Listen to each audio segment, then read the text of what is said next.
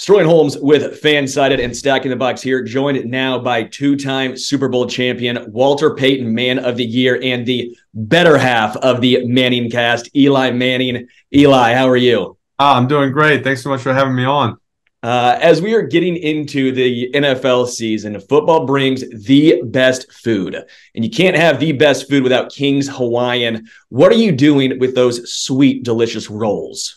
Well, it's been fun to partner up with Kings of Wine just because they've been part of our family and been so bringing friends and family together, whether it's for a tailgate, whether it's for backyard barbecue, or just kind of wrapping up a weekend with the Sunday, just having King's Hawaiian rolls, and we've kind of created a new tradition called Slider Sunday in our family, where that's the Sunday where we're going to come together. Have your King's Hawaiian sliders, and the great part about it is you can customize them so many different ways, whether it's a turkey ranch slider or a sloppy Joe, or you can do burgers, you can do just plain turkey for the kids, and so many different options, kind of almost like a grilled cheese on the slider bun. So it's great options, and really does a great job of bringing family, friends together for a fun event.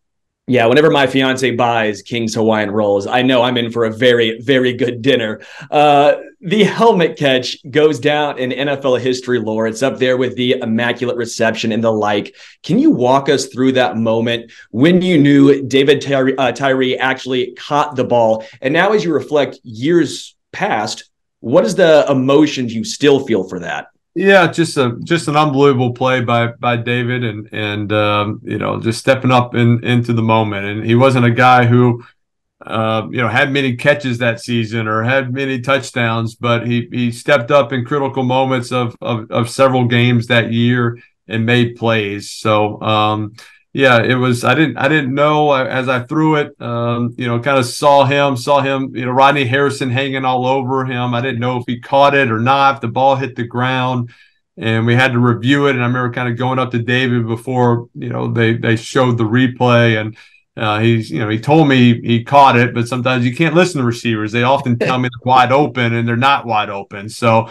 I was like, "Come on, did you really catch it? Did it hit the ground? Any chance? Like, if it did, let me know now so I can prepare. We're gonna have a 4th and 4, to go. If you did catch it, then we got time and to get a first down play. But sure enough, he caught it, and at the moment, you didn't really have time to analyze and to appreciate what a great catch it was, because we had to still figure out how to score a touchdown to win this Super Bowl. But later that night, got to watch the replay over and seen it thousands of times since, and every time just amazed that he was able to hold on to that ball. Yeah, what is the mindset for you in the playoffs and the Super Bowl? Because the game shifts, right? You're always told college to preseason, preseason to regular season to playoffs, and playoffs to the Super Bowl. The speed is different. You were known as a clutch performer. How do you have to tell yourself to slow down? What do you do differently? Do you do anything differently? What's it like in those big moments? I think you just got to let the moment come to you, and you can't, all of a sudden get in the biggest game of your life and say, "Oh, I got to play my best, and I gotta, make every great throw, and I can't make a mistake." Like, you can't get into that situation. You just gotta, you gotta let the game come to you. Understand, make good decisions. Trust your training, trust your preparation that you've been going through, and just say if the play calls for you to take a check down to the running back, do it. If you got an open post route on a go, don't take a shot down the field, throw it, but don't force it. Don't think you have to throw a certain throw or a certain pass just because that's what was called. Make sure they're open, and make sure you're kind of waiting for the game to come to you a little bit. Yeah, I'm sitting here in Kansas City, so this question is not completely off the rails here. I want to give you a little background, but you went up against Andy Reid a lot in the NFC East. Seeing him have this incredible success, especially now in the playoffs, especially with the Kansas City Chiefs. What was it like for you back then going up against an Andy Reid-led team? And what have you seen from him now, just growth-wise, being able to get over the hump and get those Super Bowls? Yeah, I mean, he's one of the great coaches, and competed against him for a number of years.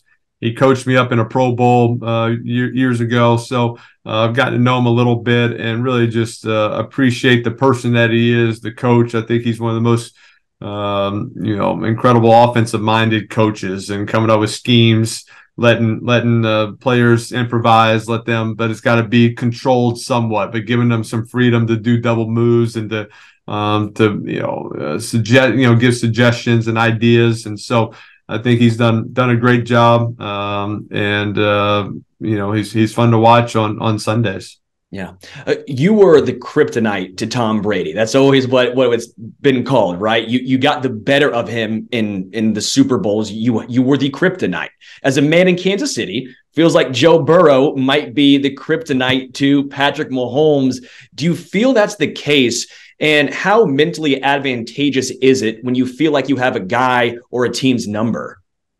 Yeah, I mean, I think it's just, one of those deals where Cincinnati's, they're a talented team, and so is Kansas City, but both great teams, and you get them both in the AFC, they're going to have to see each other in playoffs, and because they're usually winning their division, they're going to see each other in the regular season each year. So that's where some of these great rivalries come into in football, is when you just got two really talented teams and two of the better quarterbacks. And so it'll flip and flop just because it happens 2 or 3 years in a row. It doesn't mean it's going to be that way the whole time. There's going to be ebbs and flows, and it's going to get reversed, and things will happen. But it makes for exciting TV when you kind of create those storylines.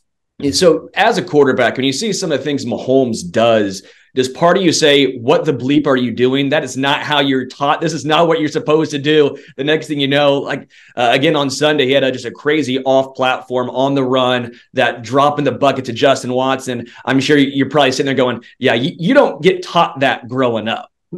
Yeah, I couldn't even attempt that. That would be so bad. I don't, the ball would only go like 20 yards, and he throws it 43 yards right on a dime on the sideline. So he's unbelievable. And I think he's just kind of changed the way you can play quarterback, and some of the throws he makes, off balance, back across your body, the sidearm throws. He obviously works at it, and he has the ability to make it. A lot of people, you say don't make those throws because most people don't have the ability to make that throw. You can't get enough on it to be, to get completed, yet he finds a way, and he's able to do it. And so credit to him and the coaching staff for saying, well, we got to create some drills so you practice these some, because you have the ability to make them. Yeah.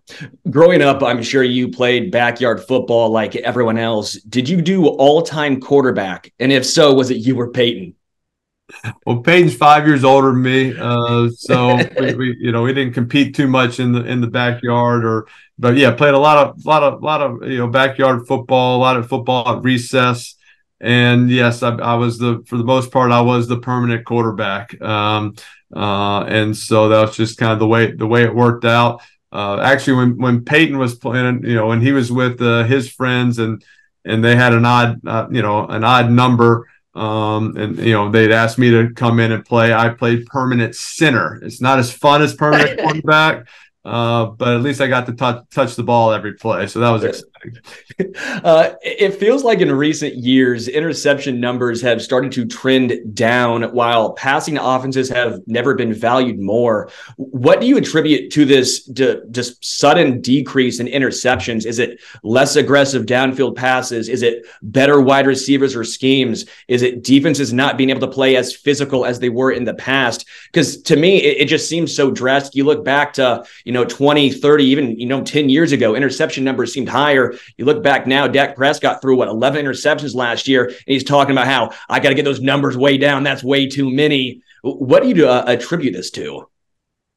Well, I think it's a number of things. I think they're just quarterbacks have just understand that turnovers are very costly, and so a lot of these quarterbacks are mobile, they're athletic, and they say, hey, if it's not open, scramble, get out. And now you almost have scramble rules involved. And so, hey, when he scrambles, this is your route, or this is what your assignments are. It kind of becomes a extension of the play and like almost, kind of planned on sometimes. And so they just understand, hey, if it's not there, don't force it, scramble, take check downs. They're not scared to, hey, get the ball underneath and you're throwing it much more, and just understand that, hey, 5-yard completions are great. That's like a run. We're going to call shots down the field. Just because we call it doesn't mean you have to throw it down the field. If it's not the right look or they give the defense, take your check down, go run, extend the play, and we'll call it again the next play.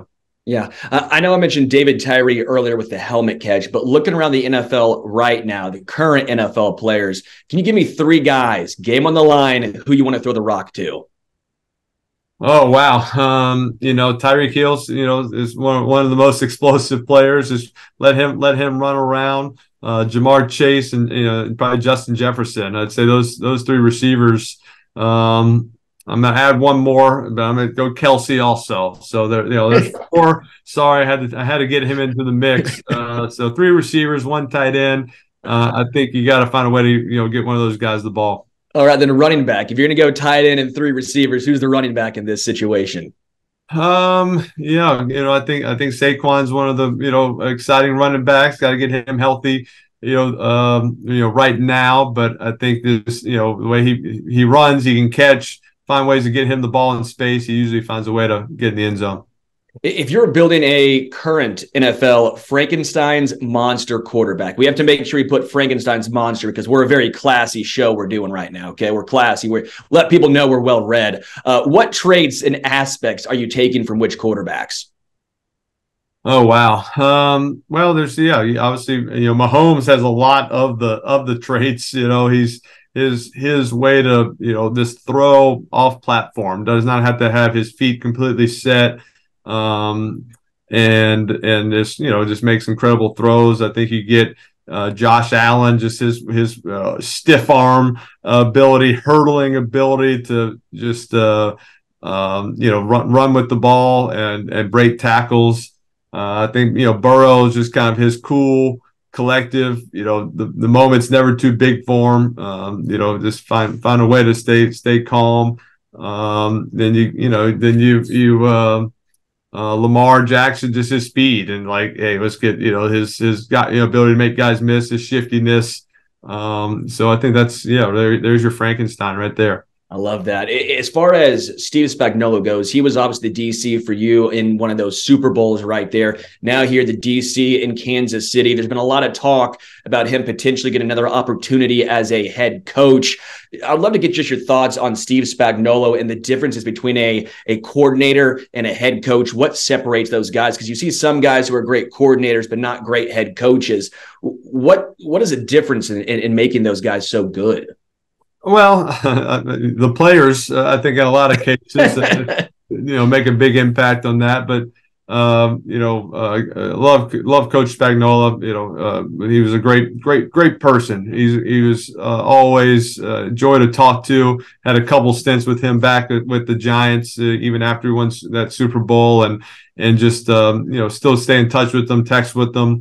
And so I think he's got a great defensive mind and strategy and philosophy, but just a great person to be around, and just to pick his brain about football and stuff outside of football. So I think he would continue to make a great would make a great head coach if he got another chance. I think having been around Coach Coughlin, he's been around at Andy Reid, kind of different styles of doing it, just understanding what's made both those guys successful and then turning that into your own style would give him a great opportunity for success.